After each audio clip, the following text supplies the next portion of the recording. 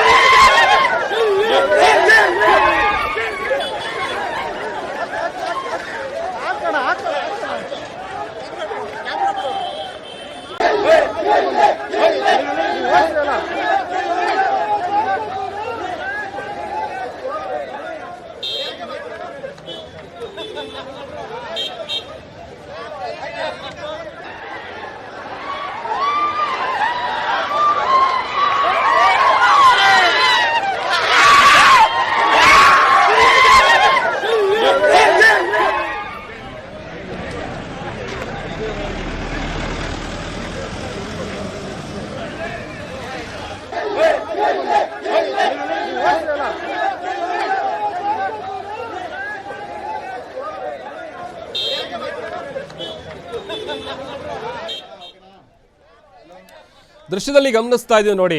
Gate number 2 ಏನಿದೆ ಅದರ ಮುಂದೆ ಸಿಕ್ಕಾಪಟ್ಟೆ ಜನ ಸೇರಿದ್ದಾರೆ. ಅವರೆಲ್ಲರನ್ನ ಚದುರಿಸೋದಕ್ಕೆ ಲಾಠಿ ಚಾರ್ಜ್ ಮಾಡಿದ್ದಾರೆ ಪೊಲೀಸರು. ಆಮೇಲೆ ಹೇಳಿ ಕೇಳಿ ಫಾರ್ ದ ಫಸ್ಟ್ ಟೈಮ್ ಅಂತ ಕಾಣುತ್ತೆ. ಬಿಗ್ ಬಾಸ್ ಸೀಸನ್ 12 ಏನು ಇದುವರೆಗೂ ಕಳೆದ 11 ಸೀಸನ್ಗಳು ನಾವು ನೋಡಿದ್ದೀವಿ. ಒಂದು ರೇಂಜಿಗೆ ಕ್ರೇಜ್ ಇರುತ್ತೆ. ಬಟ್ ಆದರೆ ಗಿಲ್ಲಿ ಈ ಬಾರಿ ಕ್ರಿಯೇಟ್ ಮಾಡಿರುವಂಥ ಈ ಕ್ರೇಜ್ ಇದೆಯಲ್ಲ ಅದು ಸಿಕ್ಕಾಪಟ್ಟೆ ಜಾಸ್ತಿ.